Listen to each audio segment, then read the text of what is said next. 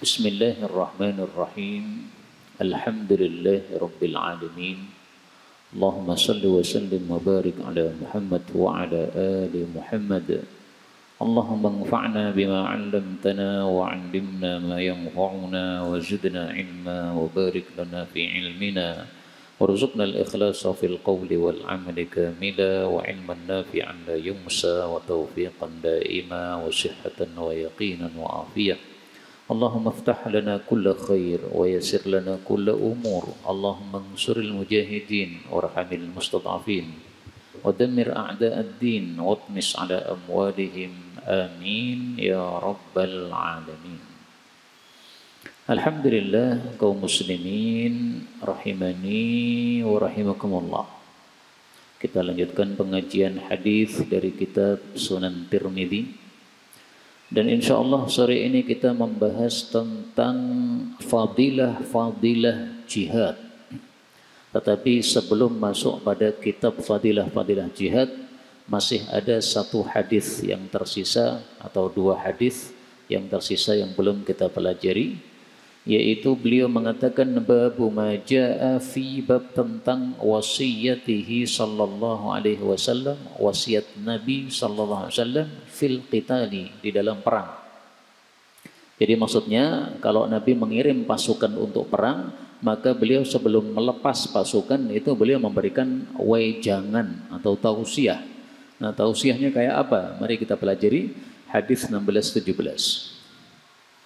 Dari Sulaiman bin Buraidah, dari bapaknya berarti Buraidah, dia mengatakan, adalah Rasulullah sallallahu alaihi wasallam idza apabila ba'atha, mengutus amiran, seorang pemimpin panglima perang, ala jaishin, atas suatu pasukan, awsahu, maka beliau mewasiati panglima tadi, fi khassati nafsihi, pada kekhususan dirinya, bitaqwallahi, untuk bertakwa kepada Allah Subhanahu wa ta'ala. Jadi wasiat pertama disuruh takwa, karena takwa kunci pertolongan Allah. Kemudian wasiat yang kedua adalah wa ma'ahu minal muslimin, dan untuk orang-orang yang bersama dia dari kalangan muslimin, khairan, beliau berwasiat kebaikan. Jadi kamu sebagai panglima, orang nomor satu, tapi kamu harus berbuat baik sama bawahan-bawahan kamu. Jangan sampai memberikan satu kebijakan yang memberatkan bawahannya atau membahayakan bawahannya. Wa qala, dan beliau mengatakan, ughzu bismillah, berperanglah kalian dengan nama Allah. Jadi segala sesuatu disuruh untuk dimulai dengan apa? Bismillah, supaya berkah. Maka perangnya berkah kalau kita perang dengan bismillah. Wa fi sabilillah, dan di jalan Allah. Maksudnya di jalan Allah adalah niatannya untuk cari pahala Allah. Jadi jangan sekali-kali perang dalam rangka untuk cari ghanimah. Ghanimah itu nomor belakangan. Niat asalnya harus fi sabilillah, yaitu untuk cari pahala dari Allah. Qatilu, perangilah man kafara billah, siapapun yang kafir kepada Allah Subhanahu wa ta'ala. Wala taghullu, dan janganlah kalian melakukan ghulul. Ghulul itu adalah korupsi terhadap harta ghanimah. Rampasan perang belum dibagi sudah diambil, itu namanya korupsi. Wala taghdiru, dan janganlah kalian itu merusak perjanjian. Meskipun kepada orang-orang kafir ada janji gencatan senjata antara kedua belah pihak, harus dilaksanakan. Kalau tidak dilaksanakan kita berdosa, karena kita wajib jujur meskipun kepada musuh, ya, wajib menunaikan janji meskipun kepada musuh. Saya ulangi lagi, wajib menunaikan janji meskipun kepada musuh. Wala tumatsilu, dan janganlah kalian itu mencincang, mutilasi. Musuh sudah mati, kemudian hidungnya kita potong, telinganya dipotong, matanya dicongkel pakai porok garpu, nggak boleh. Sudah mati ya sudah, biarkan. Wala taqtulu walidan, dan janganlah kalian membunuh anak kecil. Maka anak kecil tidak boleh dibunuh karena dia tidak ada kaitannya dengan perang. Dia nggak bisa angkat senjata. Kecuali kalau anak kecil ini termasuk orang yang berperang. Dia berada di depan laptop, kemudian mencet-mencet laptop, ngirim bom. Nah, itu silahkan dibunuh. Tapi anak kecil yang nggak ada kaitannya dengan perang jangan dibunuh. Faida maka apabila laqita engkau berjumpa aduwaka musuhmu minal musyrikin dari kalangan musyrikin, fad'uhum maka ajaklah mereka ila kepada ihda salah satu dari thalathi khisalin, 3 perkara, au qala atau beliau mengatakan khilalin. Jadi rawinya ragu-ragu apakah Nabi mengatakan khisal atau mengatakan khilal. Ayyatuha mana saja dari 3 perkara itu, ajabuka yang mereka mengijabai kamu, faqbal minhum maka terimalah dari mereka, wa kuffa anhum dan tahanlah dari mereka. Tahanlah dari mereka itu maksudnya jangan memerangi mereka. Kenapa? Sudah mengambil salah satu dari 3 pilihan. Nah sekarang 3 pilihan itu apa saja?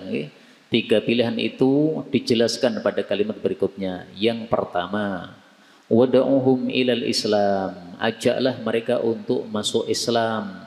Wattahawul dan pindah min darihim dari kampung mereka, kampung kafir, ila daril muhajirin kepada kampungnya orang-orang muhajir, yaitu di Madinah. Jadi gabung masuk Islam, kemudian hijrah ke Madinah.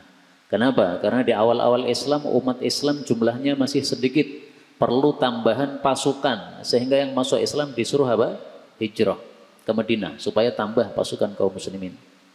Wa akhbirhum dan kabarilah mereka annahum bahwasanya mereka in fa'alu dzalik, kalau mereka melakukan itu, fa innalahum maka sesungguhnya bagi mereka malil muhajirin, apa-apa yang menjadi haknya para muhajirin, wa alaihim dan atas kewajiban mereka ma'alal muhajirin, apa-apa yang menjadi kewajiban atas muhajirin. Jadi para muhajirin yang sudah hijrah ke Madinah ketika wajib perang untuk jihad, maka mereka juga harus ikut perang. Mereka nanti mendapatkan bagian dari ghanimah, mereka juga akan dikasih. Ini adalah ajakan yang pertama, yaitu ajakan untuk apa? Al-Islam, masuk Islam. Wa in abau dan jika mereka enggan ayyatahawwalu untuk pindah artinya apa? Untuk hijrah, fa akhbirhum maka kabarilah mereka annahum bahwasanya mereka itu yakununa mereka menjadi ka'arabil muslimin seperti badui dari kalangan umat Islam. Yaitu bagaimana? Yajri alaihim berlaku untuk mereka ma yajri alal a'rab, apa yang berlaku untuk orang-orang Badui, yaitu apa? Laisa lahum tidak ada bagi mereka fil ghanimati dalam ghanimah, wal fai'i dan harta fai', syai'un sedikit pun, alias tidak punya hak sama sekali mendapatkan ghanimah. Illa ayyujahidu kecuali kalau mereka mau berjihad. Nah ini ajakan yang kedua, Pak. Ajakan yang pertama Islam plus hijrah. Kalau tidak mau, ya sudah, Islam saja, nggak apa-apa. Tetapi mereka tidak hijrah ke Madinah, tapi nanti kalau ada perang, mereka tidak dapat harta ghanimah, karena mereka tidak ikut perang. Kemudian yang ketiga, fa'in abau, kalau mereka enggan juga. Enggan maksudnya, Islam tidak mau, hijrah juga tidak, Islam tidak mau, kemudian hijrah juga tidak mau. Islam pe hijrah nggak mau, Islam tok juga nggak mau. Nah maka yang ketiga ini fa'in abau, kalau mereka enggan, fasta'in billah, maka mintalah tolong kepada Allah alaihim atas mereka, wa qatilhum dan perangilah mereka. Nah sampai di sini kita paham bahwa perang di dalam Islam itu bukan karena haus darah.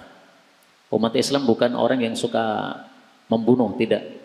Tapi mereka berperang semata-mata untuk mengajak orang-orang yang diperangi tadi supaya masuk Islam.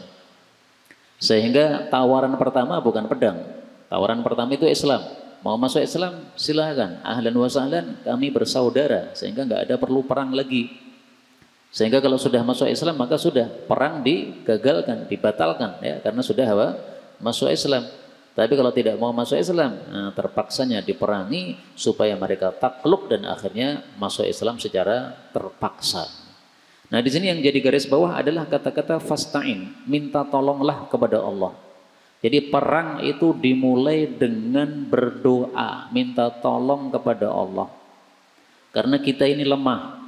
Kalau tidak diberi pertolongan oleh Allah, mana mungkin kita bisa menang menghadapi musuh yang lebih banyak jumlahnya atau lebih lengkap senjatanya. Secara hitung-hitungan normal tidak bisa menang. Tapi karena pertolongan Allah Subhanahu wa taala, maka kita akan dimenangkan oleh Allah Subhanahu wa taala. Dan ini sesuai sabda Nabi dalam hadis yang lain. Beliau mengatakan, ihris ala ma yanfa'uka wasta'in billahi wa la ta'jiz. Semangatlah terhadap sesuatu yang bermanfaat, mintalah tolong kepada Allah, jangan merasa lemah. Nah, di sini sifatnya umum, tidak hanya untuk perang saja. Sehingga apapun kondisi kita, kebutuhan kita, maka hendaklah kita lakukan dengan cara minta tolong kepada Allah Subhanahu wa taala. Para santri-santri disuruh untuk menghafalkan Quran, padahal susah untuk ngapalkan Quran. Jangan merasa lemah, maju. Yang lain-lain bisa ngapalkan, kenapa saya nggak bisa? Harus bisa. Padahal kita lemah dalam hafalan. Sudah hafal satu ayat, kemudian pindah ayat kedua, ayat pertama hilang lagi. Jangan loyo, nggak boleh loyo. Minta tolong sama Allah. Bagi Allah mudah untuk mengubah orang yang asalnya susah hafalan jadi cepat hafalan tuh gampang. Maka tidak ada kata tidak bisa untuk umat Islam. Saya ulangi lagi, tidak ada kata tidak bisa untuk umat Islam. Karena kalau kita mengatakan tidak bisa saya, nah itu berarti apa?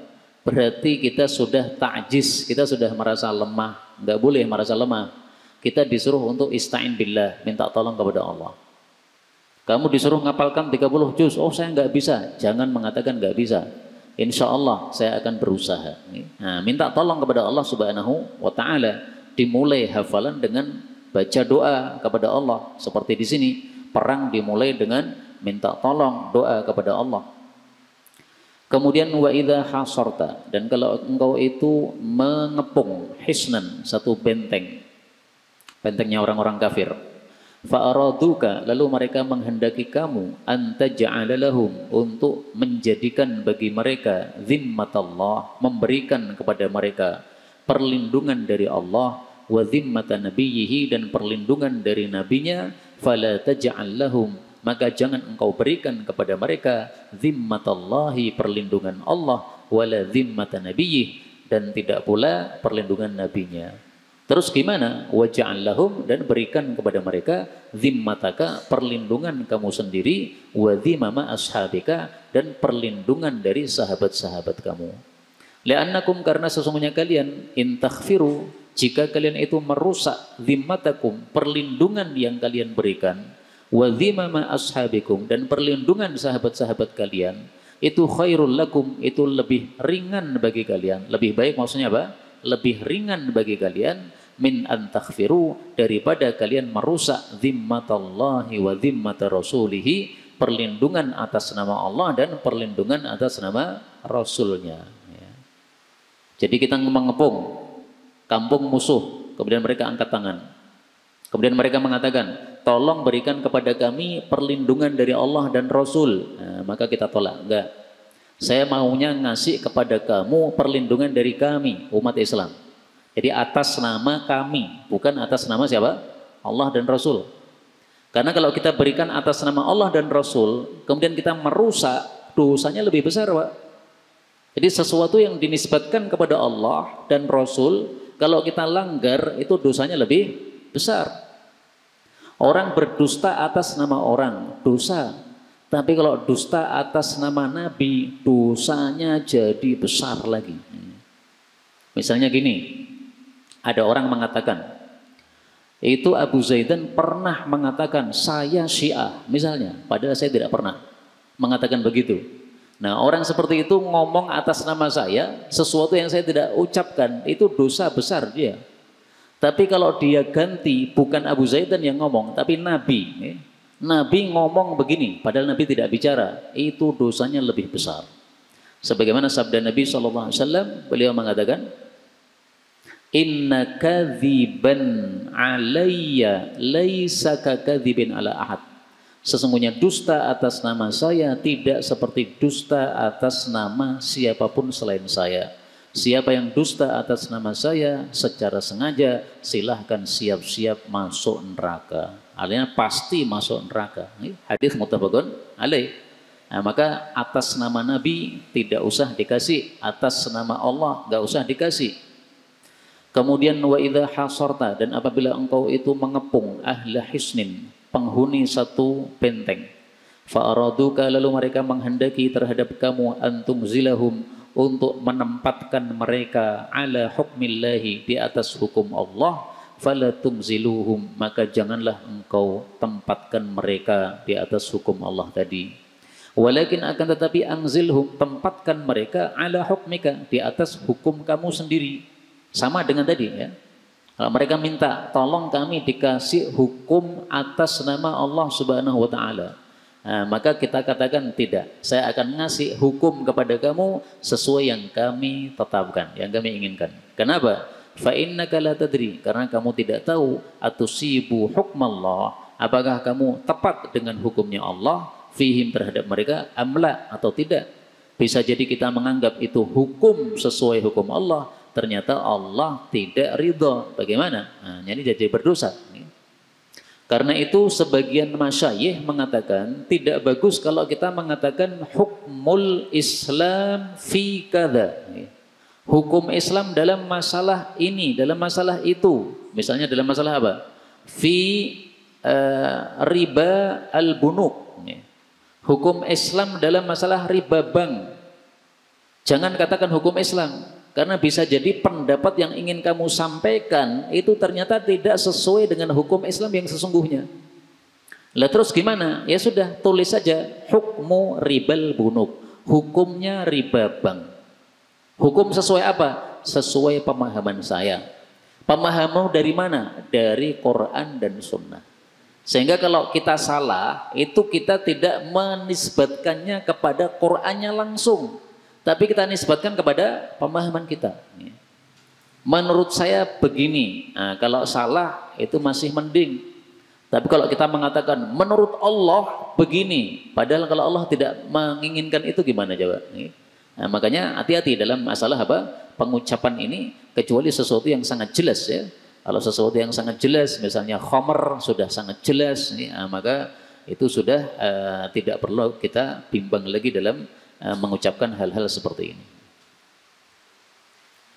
Berikutnya 16-18 dari Anas bin Malik radhiyallahu anhu berkata, kana Nabi adalah Nabi sallallahu alaihi wasallam la yughiru, tidak menyerang, illa kecuali inda salatil fajr, pada salat subuh.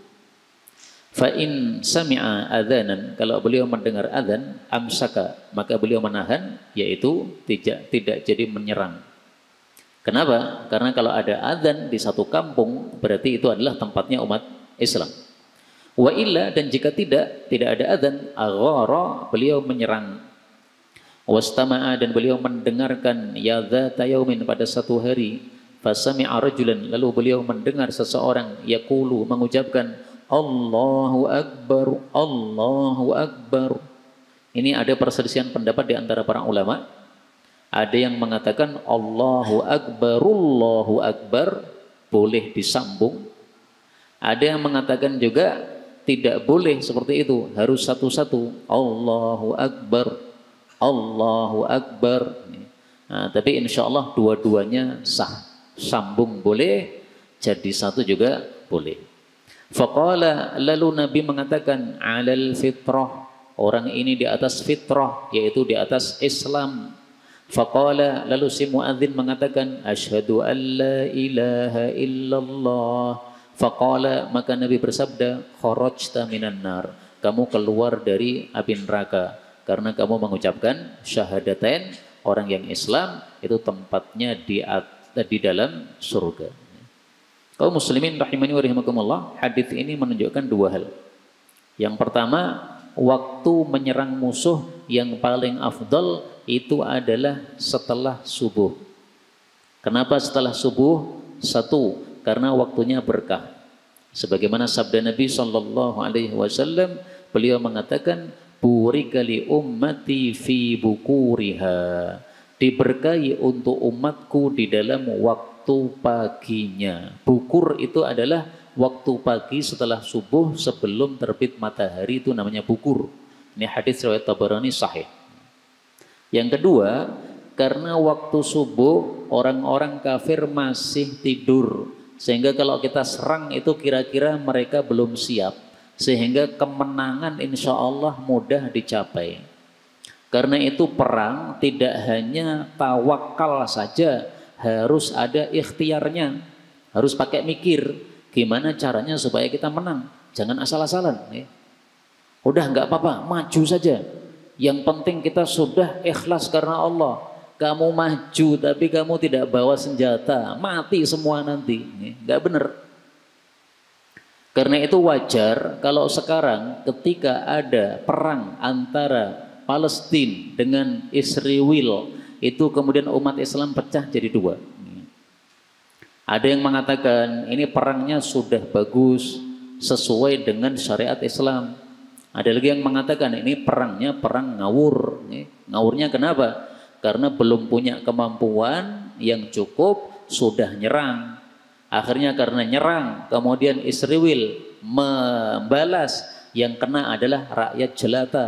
Sudah berapa ribu itu rakyat jelata yang mati itu. Nah, wajar kalau ada pendapat seperti ini. Jadi tidak perlu kita pusing-pusing dalam masalah pendapat seperti ini. Yang penting kita tetap doa terus kepada Allah. Doanya jangan ditinggalkan. Allahumma ansuril mujahidin. Ya Allah, tolonglah para mujahid. Hakikatnya mereka mujahid atau bukan, serahkan sama Allah. Pendapat manusia itu bisa salah. Yang mengatakan, oh itu sudah benar jihadnya, sudah sesuai syariat, bisa saja salah. Pendapat yang sebaliknya yang mengatakan itu jihad ngawur itu, ya, semestinya belum waktunya nyerang malah nyerang, bisa juga salah. Pendapat manusia bisa salah.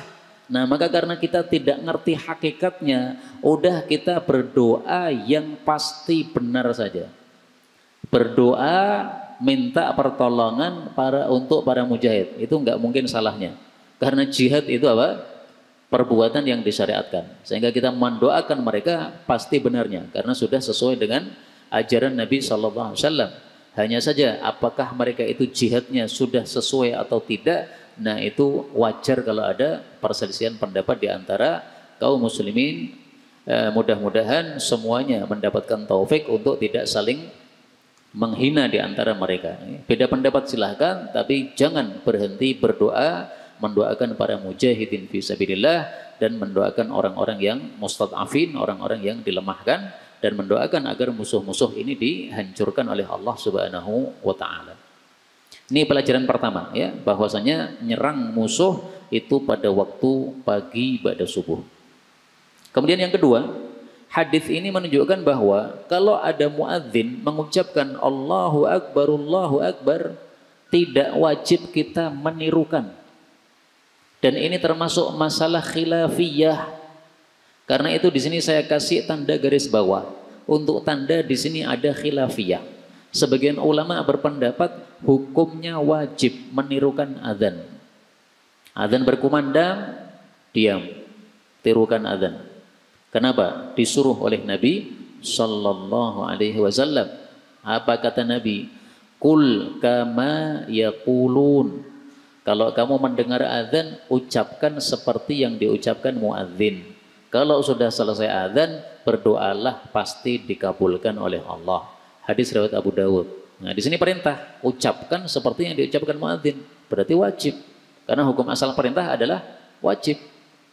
Pendapat yang kedua, ini pendapatnya mayoritas ulama, menirukan azan tidak wajib. Sehingga kalau misalnya kita sedang baca Quran, kemudian muadzin berkumandang, kita lanjutkan, yang nggak berdosa. Kita sedang ngobrol, kemudian mendengar azan, masih lanjut ngobrol dan tidak menirukan, ya tidak berdosa. Hanya kita rugi sendiri karena menirukan azan ada fadilahnya. Nah, ini dalilnya Rasulullah tidak nirukan azan, Rasulullah malah mengatakan alal fitrah. Kemudian dia mengucapkan asyhadu an la ilaha illallah. Nabi tidak menirukan. Beliau malah mengatakan kharajta minan nar. Dan ini dalil yang sahih, sehingga insya Allah pendapat mayoritas ulama ini benar bahwa menirukan adzan hukumnya tidak wajib. Tapi alangkah bagusnya kita menerukan adzan. Kaum muslimin rahimani wa rahimakumullah, kitab siyar atau kitab jihad sudah selesai. Kita lanjutkan kitab baru, kitab yang ke-20, yaitu Abwabu Fadailil Jihad. Bab-bab atau kitab tentang fadilah-fadilah jihad yang diriwayatkan dari Rasulullah sallallahu alaihi wasallam. Para ulama ada dua cara di dalam membahas kitab jihad. Cara yang pertama, mereka bahas dulu tentang fadilahnya, baru membahas hukumnya. Kenapa? Supaya orang kalau sudah tahu fadilahnya semangat. Nah, kalau sudah semangat, nanti diajak bicarakan hukum, dia sudah tertarik. Cara yang kedua, Imam Tirmidzi ini, beliau membahas dulu hukum-hukumnya. Hukum-hukumnya sudah paham, nah kemudian dikasih fadilahnya. Sehingga orang melakukan jihad itu tidak semata-mata modal semangat, tapi sudah punya ilmu dulu. Karena banyak orang begitu Pak, modal semangat saja, tapi ilmunya nol. Sehingga jihadnya ngawur tadi. Mestinya tidak nyerang, sudah nyerang. Mestinya mundur, malah maju. Ini karena kurang pertimbangan, kurang ilmu. Nah, maka sebelum kita berjihad, pelajari dulu ilmunya. Sudah tahu ilmunya, nah silahkan sekarang pelajari fadilah-fadilahnya supaya jadi semangat untuk melakukan jihad fisabilillah. Ini dua cara yang sama-sama bagusnya, nggak ada masalah. Berikutnya babu ma jaa fi bab tentang fadlil jihad, fadilah jihad. 16-19 dari Abu Hurairah radhiyallahu anhu, dia berkata, ditanyakan, ya Rasulullah, wahai Rasulullah, ma ya'dilul jihad, apa yang senilai sebanding dengan jihad? Beliau menjawab, innakum, sesungguhnya kalian la tastati'una, tidak mampu melakukannya. Jadi amalan yang sebanding jihad kalian nggak bisa melakukan. Kenapa? Sangat berat. Faraddu alaihi, lalu mereka mengulangi kepada Nabi marroten, 2 kali pertanyaan, au thalathan, atau 3 kali pertanyaan. Kullu dzalika, setiap itu, yaqulu, beliau menjawab, la tastati'una, kalian tidak akan mampu melakukannya. Lalu beliau menjelaskan pada kali yang ketiga, yang sebanding dengan jihad adalah mathalul mujahid, perumpamaan orang yang berjihad fisabilillah, itu mathalul qaim, seperti orang yang tahajud. Qaim dari kata-kata qiyam. Qiyam artinya apa? Salat. Kalau malam ya berarti tahajud. Kalau siang ya berarti ya salat sunnah siang hari. As-shaim, yang berpuasa. Alladzi la yafturu, yang dia tidak lemah, min salatin, dari salatnya, wala siyamin, dan tidak pula dari puasanya. Hatta yarji'a, sampai pulang al-mujahid fi sabilillah, si mujahid fi sabilillah. Apakah bisa kita melakukan? Malam tidak ada tidur karena qiyam, tahajud terus dari ba'da maghrib sampai dengan subuh, nggak ada tidur, tahajud full.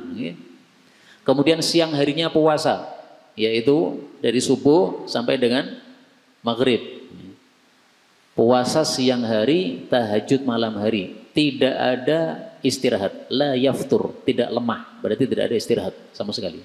Apakah bisa? Nggak bisa. Dia berjihad 1 pekan.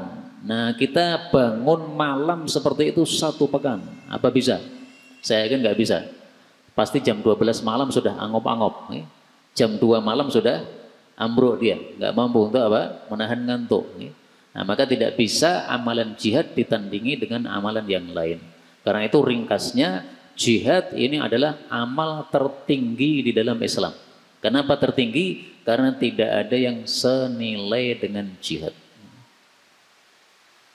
Dalam hadis yang lain, Rasulullah SAW menyebutkan, wa dzirwatu sanamihi al-jihadu, dan puncaknya Islam itu adalah melakukan jihad. La yanaluhu illa afdaluhum. Nah, kalau tambahan ini tidak sahih ya. Tapi yang wa dzirwatu sanamihil jihad ini sahih, riwayat Tirmidzi dan yang lain-lain. Kaum muslimin rahimani wa rahimakumullah. Karena itu Karena kita belum pernah melakukan jihad fisabilillah, maka jangan sekali-kali kita merasa derajat kita sudah tinggi di hadapan Allah. Belum. Karena satu detik pun kita belum pernah melakukan jihad fisabilillah. Pernahkah melakukan jihad? Saya merasa belum pernah. Perang maksudnya, melawan orang-orang kafir. Dulu ada di Ambon, melawan orang-orang kafir. Tapi kita tidak ada yang diberangkatkan ke sana. Kalau di Solo itu bukan orang-orang kafir. Perusuh pada waktu itu tahun 98. Nah itu sebenarnya orang-orang Islam tapi orang-orang yang kacau mereka mikirnya. Jadi bukan jihad melawan orang-orang kafir. Nah, kalau jihad melawan orang-orang kafir ini kita belum pernah melakukannya sama sekali.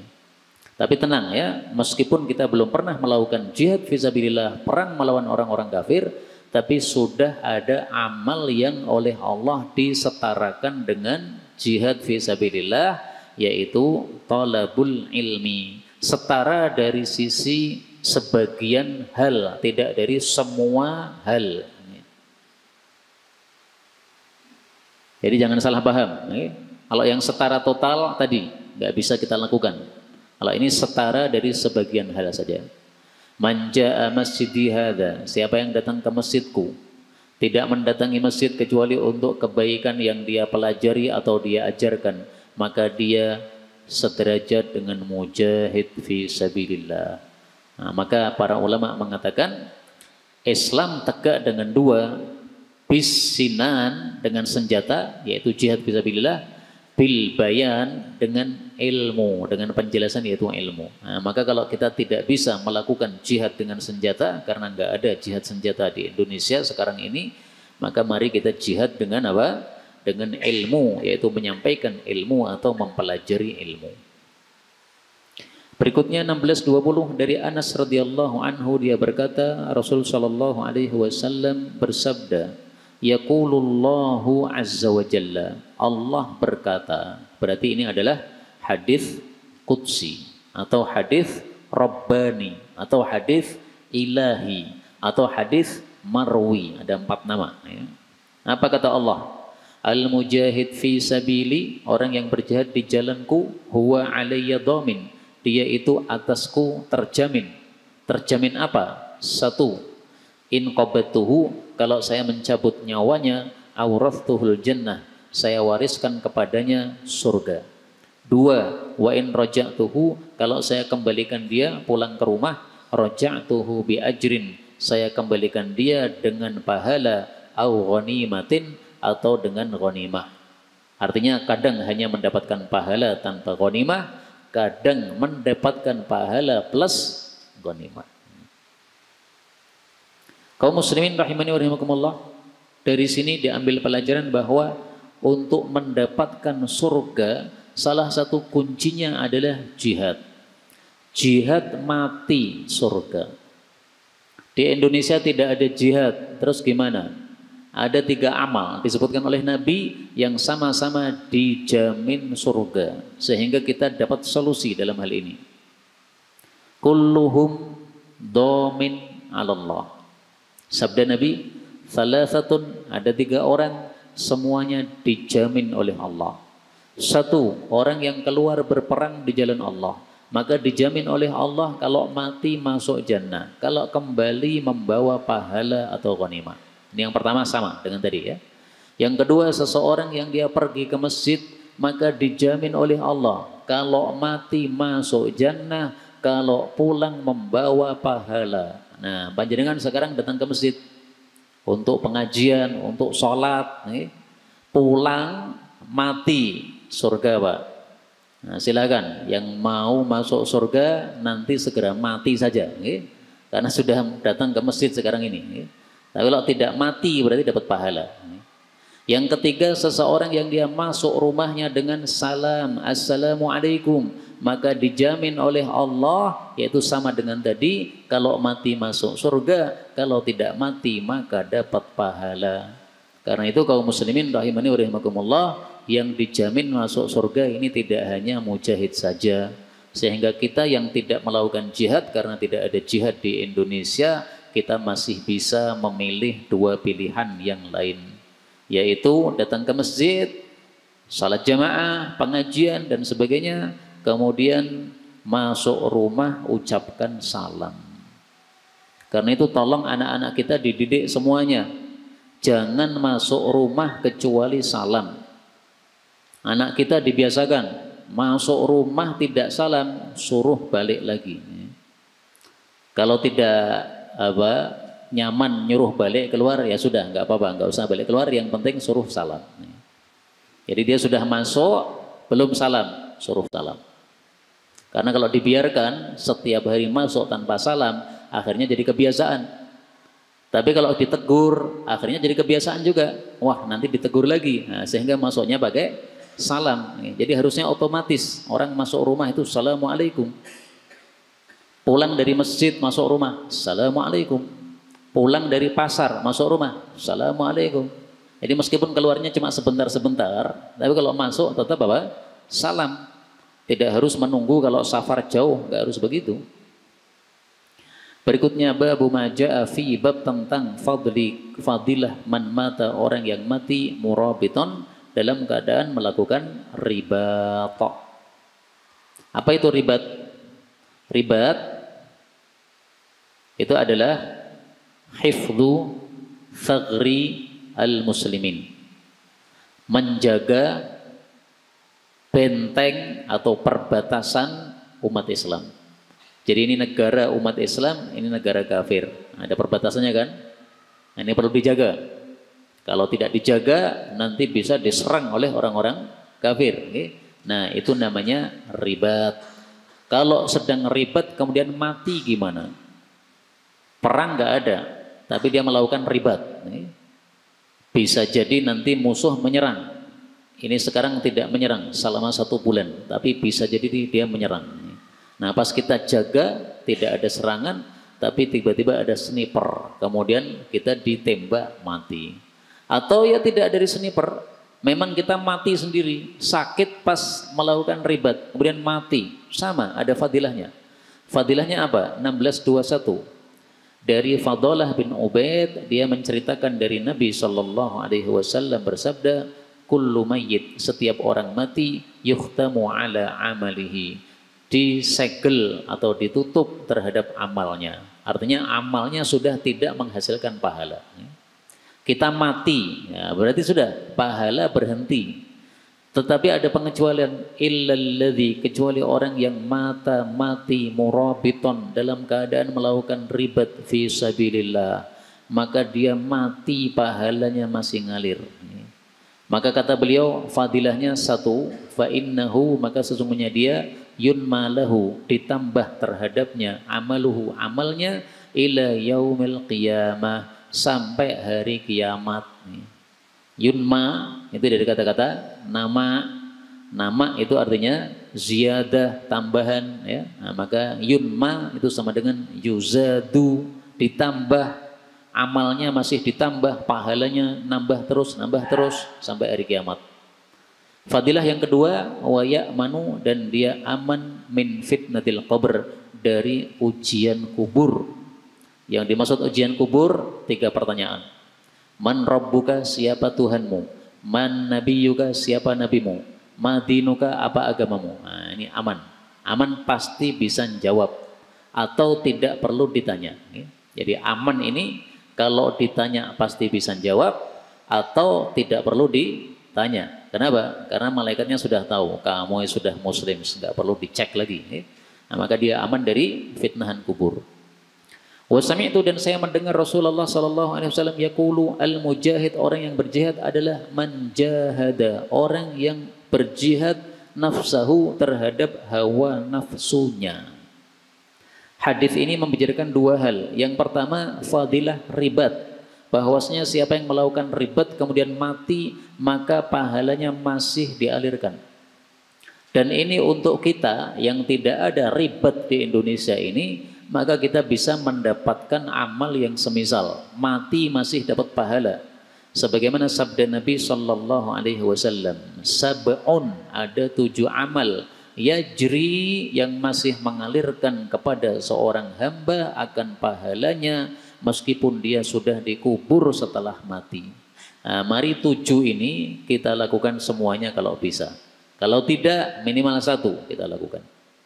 Yang pertama orang yang mengajarkan ilmu, maka ilmunya diamalkan orang, pahalanya ngalir. Ilmunya direkam, disebar di YouTube, masih ada yang mendengarkan, pahalanya ngalir. Tapi ini syaratnya ikhlas, Pak. Kalau tidak ikhlas, meskipun viral yang melihat 5 juta atau 10 juta orang, nggak ada pahalanya, nol. Yang kedua orang yang mengalirkan sungai, ini juga sama, harus ikhlas. Sehingga Pak Soeharto itu kalau ikhlas pahalanya besar dia. Karena yang saya tahu dia juga membuat sungai-sungai di masa dia memerintah dulu. Au hafaro bi'ron, atau menggali sumur ya, untuk masjid atau untuk masyarakat atau untuk sawahnya masyarakat. Au ghorosa nakhlan, atau menanam pohon kurma, tidak harus kurma. Kurma di Arab, kalau di Indonesia sawo dan sebagainya. Au bana masjidan, atau membangun masjid. Nah, siapa yang punya duit banyak, silahkan bangun masjid, terutama di tempat-tempat yang belum ada masjidnya. Ini bagi yang duitnya banyak, mikirnya gimana supaya bisa bangun masjid kalau duitnya banyak. Au waratha mushafan, atau mewariskan mushaf Quran, tidak harus mushaf Quran, kitab-kitab ilmu juga sama. Atau meninggalkan anak yang dia masih memintakan ampun untuk bapaknya setelah matinya bapaknya. Hadis riwayat Bazzar, derajatnya sahih. Nah, maka tidak hanya mati ribat saja yang pahalanya ditambah oleh Allah Subhanahu wa taala, tetapi 7 amal ini semuanya juga masih mengalirkan pahala kalau kita mengamalkannya. Saya ulangi dengan cepat. 1. Mengajarkan ilmu. 2. Mengalirkan sungai. 3. Menggali sumur. 4. Menanam pohon. 5. Membangun masjid. 6. Mewariskan mushaf Al-Quran. 7. Meninggalkan anak yang soleh yang mendoakan orang tuanya. Sebisa mungkin 7 dilakukan semua. Kalau tidak bisa, minimal sebagiannya. Kemudian yang kedua, hadis ini membahas definisi mujahid. Mujahid itu tidak harus yang perang di medan jihad. Karena kalau mujahid harus perang di medan jihad, berarti orang Indonesia sekarang ini tidak ada yang mujahid. Maka jihad itu ada 2. Yang pertama adalah jihadu al-kuffar, melawan orang-orang kafir. Yang kedua, jihadu an-nafsi, melawan nafsu. Karena musuh kita itu 3, Pak. Pertama, musuh kita adalah orang kafir. Kita melawan mereka disebut jihad.